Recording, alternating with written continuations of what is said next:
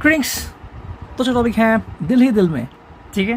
Fan अभी मैंने बढ़ा के रखा है, आई डोंट नो आपको इसकी आवाज़ आ रही है या नहीं, ठीक है। सो जस्ट एक्सेप्ट और एडजस्ट टू इट, ओके।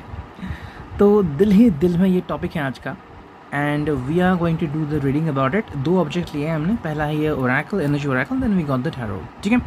अब दिल ही दिल में का मतलब क्या है? कई बार चीज़ें जो होती है वो दिल में ही बस जाती है, आपने भी कभी ऐसा देखा होगा। मैं ये नहीं कह रहा हूँ कि ये सिर्फ किसी एक रिलेशनशिप के बारे में है, like just with your lover. कई बार ऐसा होता है कि आप अपने माँ से कुछ कहना चाहते हैं, अपनी फैमिली से कुछ कहना चाहते हैं, अपने बहुत ही अच्छे दोस्त से कुछ कहना चाहते हैं, लेकिन वो बात बस दिल में ही रह जाती है, ठीक है। तो अगर आपको लग रहा है कि ऐसी कोई बात है, then this is reading for you. Maybe it's about you और समबडी एल्स जो शायद कुछ कहना पा रहा था, कह नहीं पाया, कहा होगा। फिर भी अगर आपको जानना है तो ये रीडिंग आपके लिए है, ठीक है। सो देखते हैं रीडिंग क्या आती है। पहले we will connect with the energy oracle, okay. चलो भी देखते हैं क्या रीडिंग आती है, ओके। 1 2 3 4 5 कार्ड आ चुके हैं। देखते हैं क्या है ये रीडिंग, ठीक है। पहला जो कार्ड है नंबर 20, एनवी, ओके। ये एनवी कार्ड आ गया पहले, आई डोंट नो व्हाई। तो चलो देखते हैं क्या है इसका मतलब। देखो एनवी का यहाँ पे सिंपल मतलब आता है कि ये जो पर्सन है, फिर आप है, कहीं ना कहीं जेलस फील हो चुके हो, या फिर ये हुआ होगा कि जेलस फील हुआ होगा कि भाई व्हाई इज़ दैट हैपनिंग, क्यों ऐसा हुआ, किसने ऐसा किया, क्यों ऐसा किया। मतलब देखो कई बार ऐसा होता है कि हम चाहते कुछ और है, हो रहा कुछ और होता है, एंड कभी कभी लगता है कि डेस्टिनी हमारे खिलाफ कंट्रोवर्सी क्रिएट करती है, जैसे हमें जाना है ईस्ट की तरफ और डेस्टिनी भेज रही है वेस्ट की तरफ। तो ऐसा कुछ होता है। एंड पुराने टाइम में बहुत सारी मूवीज़ के बारे में बनाई गई है रिगार्डिंग दैट कि आपको कुछ फील हो रहा है regarding that person, may be you love that person, लेकिन किसी हालत की वजह से आप एक दूसरे को बयान नहीं कर पा रहे। सबसे ज़रूरी बात क्या होती है, जो भी आप फील करें या फिर जो भी कोई आपके बारे में फील कर रहा है, ठीक है। जैसे आपको कहना है कि भाई don't go away from me, चाहे आप किसी के लिए भी कह रहे हो, ये बात कहनी कितनी मुश्किल है, लेकिन ये बात कोई अगर कह नहीं पाता तो ट्रस्ट मी, अगर मान लो 14 साल की उम्र में, 24 साल की उम्र में, 34 साल की उम्र में अगर आप ये नहीं कह पाए किसी को, तो आने वाले जितने भी साल होंगे, 20 30 40 50 साल, आपके जहन में ये बात ज़रूर रहेगी, काश मैं किसी से ये बात कह पाता, डोंट गो अवे। तो एनवी वहाँ पे होती है कि भाई जो आपने चाहा वो नहीं हो पाया, जो आप चाह रहे थे वो नहीं हो रहा है, तो किसको दोष दें? या तो आप दोष देंगे आपको खुद को, या तो पर्सन अपने खुद को दोष देगा, या फिर नसीब को, या फिर परिस्थिति को, या फिर किसी और की वजह से। जैसे कि मान लो मेरे को पता है कि उनकी फैमिली ने उनका कहीं पे रिश्ता तय किया है, so you don't want to hurt their family, okay. तो इसकी वजह से आप नहीं कह रहे हैं। मैं ये नहीं कह रहा कि कहने के बाद बहुत फ़र्क पड़ेगा, लेकिन एटलीस्ट आपकी जो बात है किसी और की बात है, वो आपकी ज़ुबान तक, आपके दिल तक तो पहुँच जाएगी, ठीक है। तो एक बात होती है यहाँ पे। सेकंड जो कार्ड है वो है डिसीट, दैट इज़ नंबर 25। अब डिसीट क्यों आ गया? एक्चुअली ये बहुत ही मैचिंग कार्ड आ गया आफ्टर 20 एनवी। मतलब कभी कभी क्या होता है ना कि लगता है कि या तो हम ऐसा कुछ करें कि पासा ही पलट जाए, ओके। कुछ लोग ऐसा करते हैं ना कि अलग तरीके से बिहेव करते हैं लाइक वाइज। तो या तो यहाँ पे किसी पर्सन ने डिसीट किया होगा, मतलब कि किसी फैमिली अगर अग्री नहीं हो रही है एंड लाइक वैसे हम ही कुछ करते हैं। Like yesterday we were just talking, एक लड़के को मैं जानता था, so he was connected with one of the relatives daughter, ठीक है। वो चाहता था वहाँ पे, और उसकी फ्रेंडशिप हुई, they just decided to marry, लेकिन उसकी माँ को पसंद नहीं है। तो उसने कहा कि भाई we are age old people, हमने 21 साल पूरे किए हैं, हम लीगल हैं एंड हम शादी कर सकते हैं। सो ये just settle and like wise, so that is happening. So ये क्या है, एक प्रकार से अगर देखा जाए तो वो डिसीट हो गया अपनी फैमिली की तरफ, लेकिन दूसरा हो जाए तो डिसीट होने से पहले ही कि वो कुछ और करे, ये कुछ और करे, फैमिली कुछ और करे, दे जस्ट बॉन्डेड टुगेदर। तो डिसीट भी कभी कभी होती है और हमें बुरा लगता है, या फिर किसी को लगता है कि भाई ये इन दोनों ने जो किया वो भी डिसीट हो सकता है। नेक्स्ट कार्ड है adjacent possibilities, that is another wonderful card. Adjacent possibilities का मतलब कि कभी कभी हमें लगता है कि भाई कि चीज़ें जो हैं वो कैसी होंगी, राइट। चीज़ें कैसी होंगी तो इसका हम सोचते हैं। तो इसका यहाँ पे सिंपल मतलब आता है कि कभी कभी हम बहुत ही ज़्यादा ध्यान देते हैं किसी बात की तरफ, ओके। अब एडजेसेंट पॉसिबिलिटी का मतलब कि मान लीजिए आपने कोई चीज़ नहीं की तो क्या हो सकता है, okay. Maybe you are afraid to do something, ठीक है।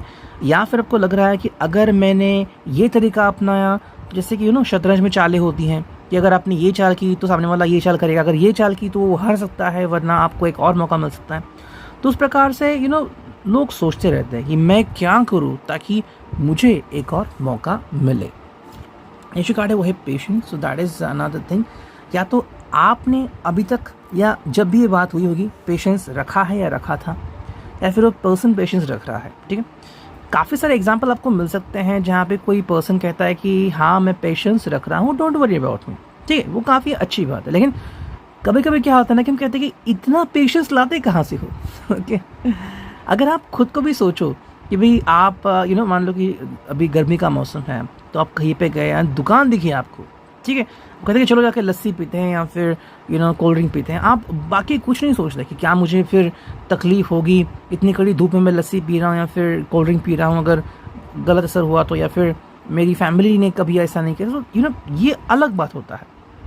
लेकिन तभी आप पेशेंस खो देते हो। But this card is all about the patience, कि भाई कौन पर्सन जो पेशेंस के साथ आगे बढ़ता है।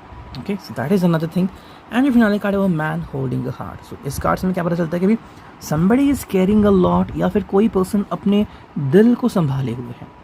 या तो मुझे लग रहा है कि किसी पर्सन ने अपना दिल बचा के रखा हुआ है, आज भी ये पर्सन उस व्यक्ति की तलाश में है कि एक बार वो जुड़ जाए, एक बार वो मिल सके, बात कर सके।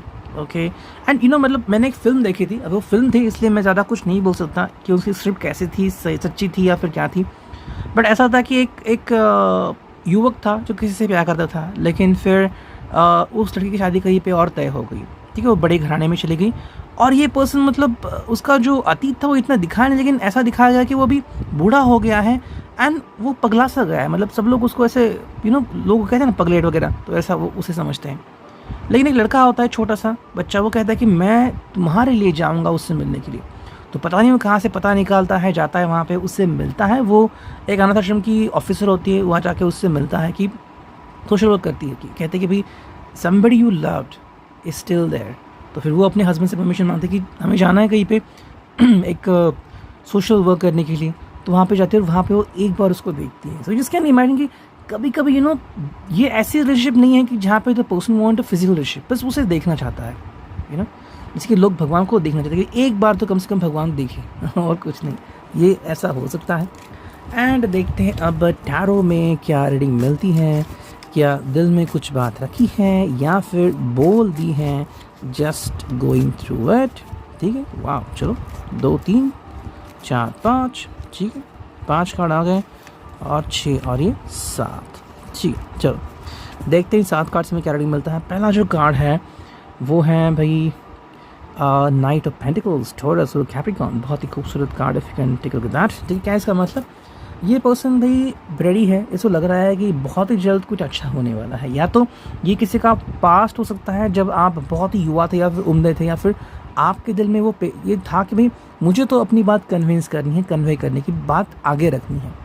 ऐसा लग रहा है कि भाई चीज़ें अब हो ही जाएंगी, जो भी रोड़ा था वो कहीं ना कहीं हट जाएगा या हट रहा है। I am going to have a wonderful life.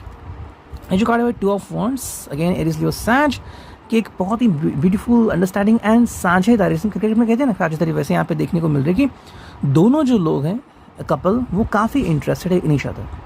दोनों कह रहे हैं कि भाई don't worry, we are keeping each other safe, okay, we are looking for each other and we need not to worry about it. ठीक है, तो यहाँ पे चीज़ों के बारे में सोचने की ज़रूरत नहीं है, चीज़ें सही हो रही है। ठीक है, बस अगर किसी बात की अगर ज़रूरत है यहाँ पे तो ये है कि what do you think at the end. 2 fonts का मतलब है कि भाई प्यार है, और प्यार दोनों तरफ से, ऐसा नहीं कि भाई सिर्फ एक पर्सन है। जैसे कि कभी कभी हम दिया लगाने के लिए फिर मशाल जलाते हैं तो मशाल एक ही इंसान पकड़ता है ना, ऐसा नहीं है। यहाँ पे दोनों पर्सन जो है वो दिल दे बैठे हैं। नेक्स्ट कार्ड है वो है 10 of pentacles, wonderful again reading, कि भाई everything is valuable over there and everything is valued. मतलब जो आपको चाहिए था या फिर जो आपको चाहिए, पता नहीं क्यों वर्ड आ रहा है पाइजे, ओके, मराठी वर्ड है।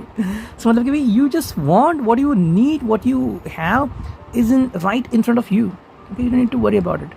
ज़्यादा सोचने की ज़रूरत नहीं, the thing is in front of you, just look and you will have it. ठीक, ये बहुत ही अच्छी बात है। तो मतलब है कि सब कुछ अच्छा हो रहा है, होगा एंड हो रहा था। मतलब एक मोमेंट आता ना, हम कहते हैं कि भाई काश ऐसा हो, ऐसा हो रहा है। तो मे बी ये किसी का सपना हो सकता है या फिर किसी की हकीकत भी हो सकती है।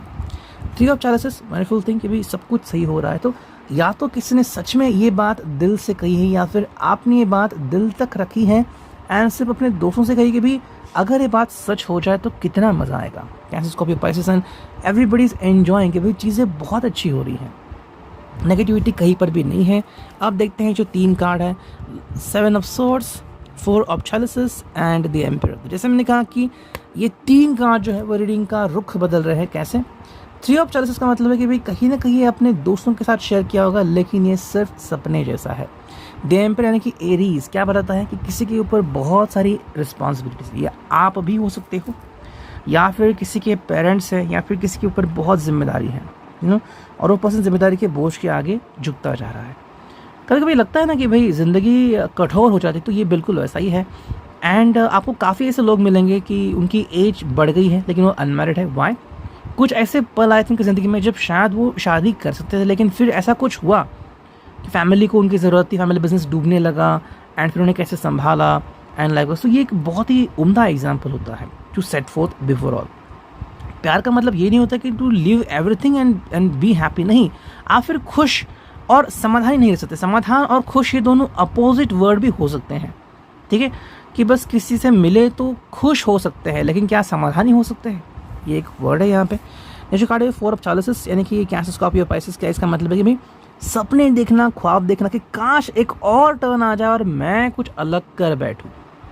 लोगों को लगता है ना कि भाई जैसे कि अगर बारिश हो जाए तो कितना मज़ा आएगा, तो बारिश अगर होगी तो नहीं होगी तो ये है कि अगर वो आके मुझसे बात करे, अगर मैं उनसे बात करूँ, तो अगर मगर की बातें यहाँ पे आती है तो कहीं ना कहीं पे कोई पर्सन बस वेट कर रहा है, राह देख रहा है कि काश ऐसा हो। मतलब अभी तक क्या तो बात कन्विंस नहीं हुई है, फिर किसी को पता ही नहीं है कि आप क्या सोचते हो। मान लो आपको कोई पर्सन बहुत अच्छा लगता है, चाहे आपके पड़ोस में हो या फिर कॉलेज में हो, आपके स्टाफ में हो, या फिर you just love the person who is one of your friend, लेकिन आपने अगर उनसे कभी ये बात कही नहीं कि आप उनके बारे में क्या सोचते हो, तो क्या होगा? आप बस राह देखोगे कि कब वो आपके सामने आएंगे, कब आप उनसे मिलेंगे, like but the person doesn't know about you. And if another card है 7 of sword, as you can see something is there कि भाई कुछ ना कुछ चीज़ें जो हैं वो अलग हो रही है। जेमिनी, लिब्रा, एक्वेरियस की आप चाह तो रहे किसी को लेकिन शायद वो पर्सन मूव ऑन हो चुका है, ठीक है, या तो ये पर्सन अपनी ज़िंदगी में इन्वॉल्व है। अब डजंट मीन कि वो किसी और के साथ है, मे बी अपनी फैमिली के साथ इन्वॉल्व होगा एंड बिजनेस कर रहा है या फिर अपनी ज़िंदगी जी रहा है। तो कहीं ना कहीं चांस अब भी हो सकता है कि you can go and manage to be with that person. लेकिन अगर ऐसा नहीं है तो आप बस थोड़ी दूर से इस पर्सन को देख सकते हो कि भाई यस द पर्सन इज, मतलब देखो जेमिनी, लिब्रा, एक्वेरियस से कम्युनिकेशन के साइंस है। कम्युनिकेशन होगा या नहीं होगा वो डिपेंड होता है। अगर आप उनको जानते हो तो आज भी शायद वो आपसे बात करते हैं, लेकिन कैसे बात करेंगे? As a lover, as a ex lover, या फिर दोस्त? तो ये आपके ऊपर है कि क्या ये कन्विंस करना है एज अ फ्रेंड और एज अ लवर। रीडिंग आप रेजोनेट।